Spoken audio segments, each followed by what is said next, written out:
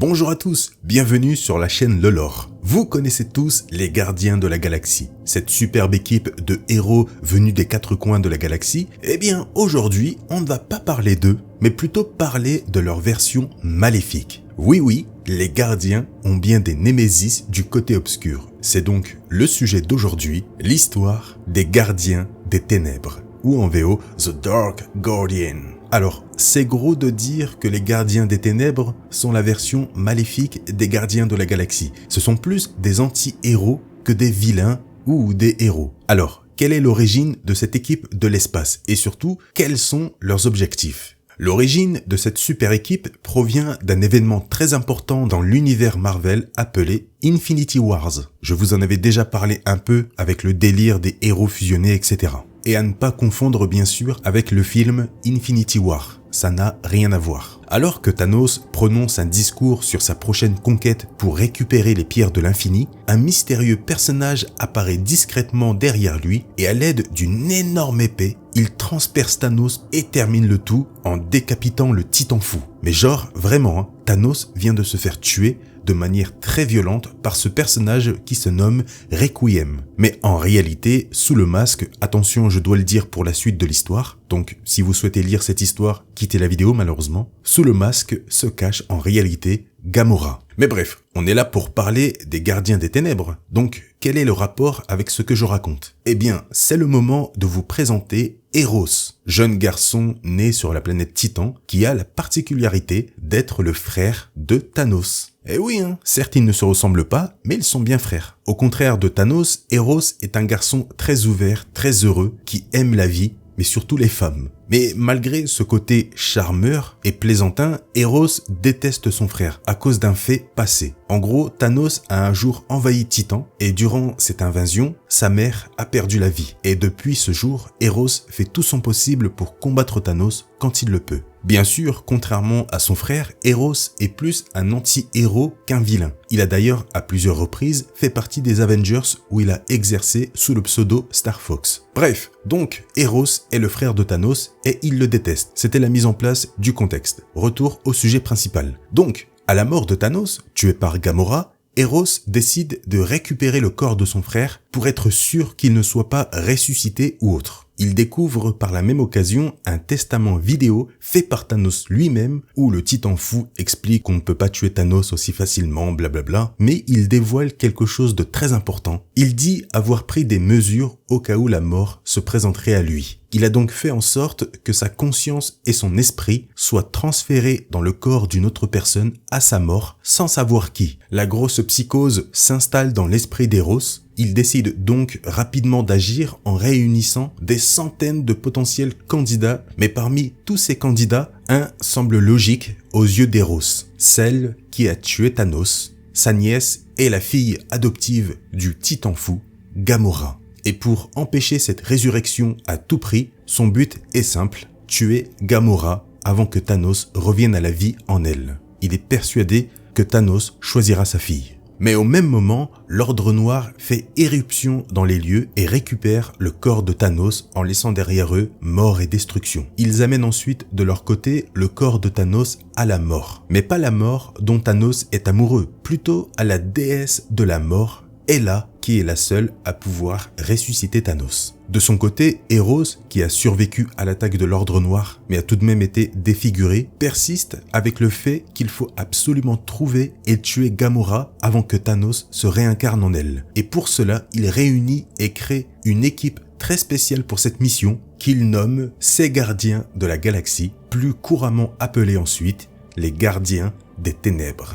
L'équipe est composée d'anti-héros qui détestent Thanos et qui ne souhaitent pas le voir revenir. On compte parmi cette équipe le fameux Ghost Rider cosmique, Frank Castle, qui a accepté de faire partie de l'équipe parce qu'il a vu dans un futur alternatif à quoi ressemble la galaxie lorsque Thanos gagne, faisant référence au King Thanos que j'avais déjà abordé dans une vidéo. Nous avons ensuite Kalark un puissant guerrier qui se fait aussi appeler Gladiateur et qui a décidé par lui-même de rejoindre l'équipe après avoir vu ce que Thanos peut faire. Nous avons ensuite Nebula, vous la connaissez, elle déteste son père, classique. Et pour finir, nous avons Zack Dell, aussi appelé Wraith, un puissant guerrier Kree au pouvoir cosmique qui a rejoint l'équipe en échange d'informations de la part d'Eros sur un ennemi particulier de Wraith, le dieu des symbiotes, Knull. Et bien sûr, nous avons Star Fox, le frère de Thanos, qui possède d'ailleurs les mêmes pouvoirs qu'un éternel. Ne sachant pas où se trouve précisément Gamora, les gardiens des ténèbres décident de rendre une petite visite à son ex-compagnon, Richard Rider,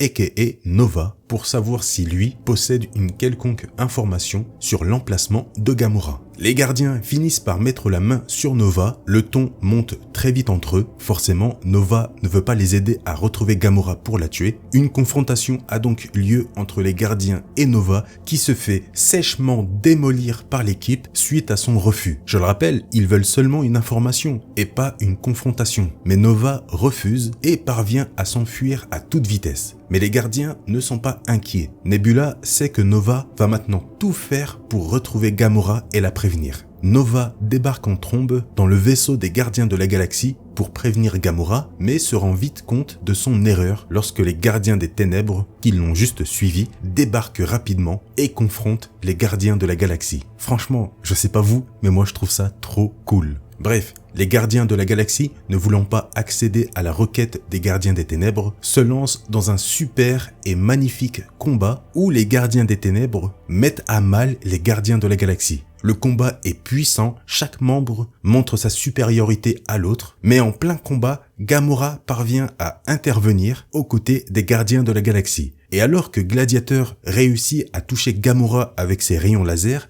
Nebula profite de son inattention pour tirer en direction de sa sœur avec l'espoir de la tuer.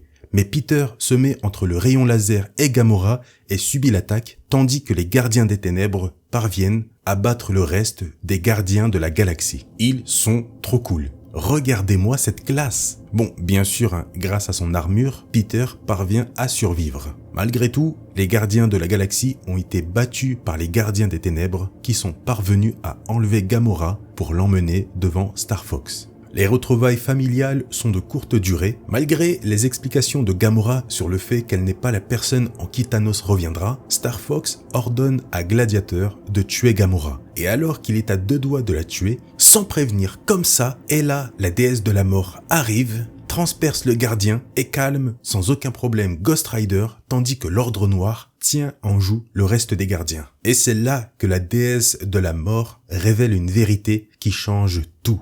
Thanos n'a pas choisi Gamora pour se réincarner, mais a plutôt choisi celui qui a tout fait pour le traquer, son propre frère, Star Fox. C'est en lui que Thanos a décidé de se réincarner. Et peu de temps après cette nouvelle, le pire cauchemar d'Eros se réalise. La conscience de Thanos prend peu à peu l'ascension sur celle d'Eros et le titan fou réussit à posséder complètement le corps de son frère tout en remerciant la déesse de la mort. Thanos est de retour. Alors, il est certes de retour, mais il a besoin de son propre corps pour être à pleine puissance. C'est pour cela que l'Ordre Noir et Hela ont volé le corps de Thanos plus tôt dans l'histoire. Après cela, les gardiens des ténèbres restants décident de s'associer aux gardiens de la galaxie dans l'espoir d'empêcher Thanos, dans le corps d'Eros, de récupérer son vrai corps, entretenu par Hela et l'Ordre Noir. Tous les gardiens réunis pour une même cause parviennent à attaquer l'endroit où sont Thanos, Hela et les autres dans une petite bataille assez stylée. Mais lorsque Gamora parvient à tuer Thanos dans le corps d'Eros, l'esprit de Thanos se dirige directement dans son vrai corps. Mais à cause d'un trou noir provoqué par Hela, cette dernière, Thanos et ses forces sont aspirés dedans, tandis que tous les gardiens parviennent à s'enfuir à temps, marquant par la même occasion la fin de ce petit événement.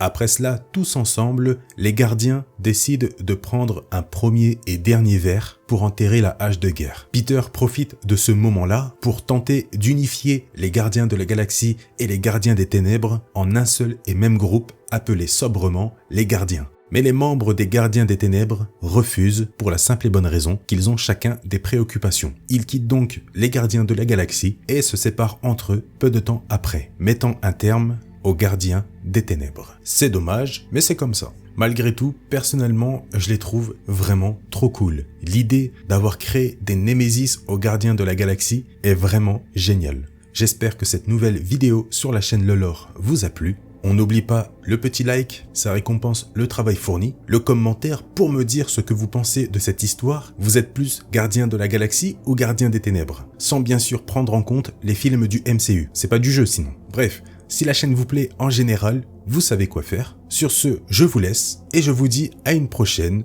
sur la chaîne Lelore.